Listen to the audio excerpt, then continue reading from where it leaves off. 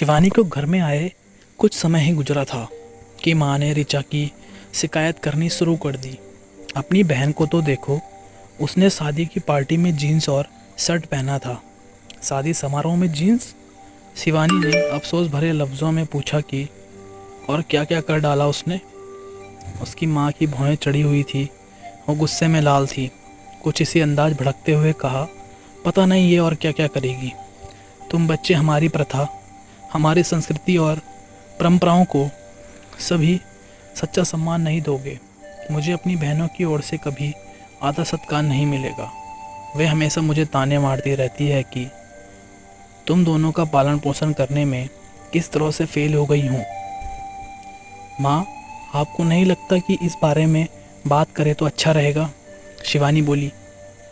मैं बहुत थक गई हूँ, यह कहते हुए तेजी से अपने कमरे की ओर चली गई। उसने अपने कमरे के दरवाजे को धकेलकर खोलने की कोशिश की। अंदर ऋचा थी। उसने कमरे का दरवाज़ा बंद किया हुआ था। शिवानी ने एक खास अंदाज में दरवाज़ा खटखटाया। उन दोनों के बीच में यह दरवाज़ा खुलवाने का एक सीक्रेट था।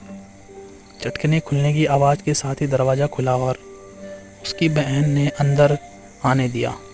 अंदर घुसने के बाद दरवाज़ा बंद करते हुए शिवानी ने उससे चिढ़ाते हुए पूछा, रूठी हुई हो, गुस्सा हो?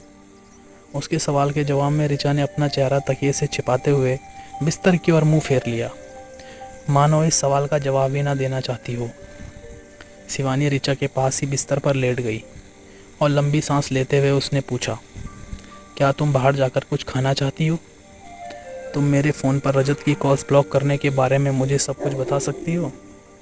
ऋचा ने तकिए के नीचे से ही झांका और कहा, आप ही ने तो बताया था कि आपने रजत से कहा था कि आपको अकेला छोड़ दे। वह फिर भी आपको तंग कर रहा है और आपने मुझसे कहा था कि आपको कॉल्स ब्लॉक करनी नहीं आती हैं, तो मैंने आपके लिए उसकी कॉल्स ब्लॉक कर दी। मैंने यह तो नहीं कहा कि मैं नाराज़ हूँ। थैंक्स। ऋचा को यह सुनकर बहुत आश्चर्य हुआ और उसके मुंह से ओह निकल गई। शिवानी बिस्तर से उठी, अपने हैंडबैग में हाथ डालकर खोजा, मानो छूकर किसी खास सामान को निकालना चाहती हो। यह लाल रंग का एक खूबसूरत ब्रेसलेट था। इसके बीचों बीच एक मोती जड़ा हुआ था।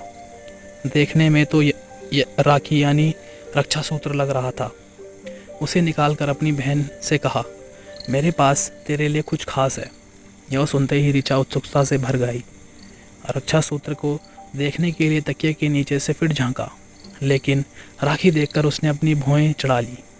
क्या आपने माँ के शब्दों को एक कान से सुनकर दूसरे से निकाल दिया?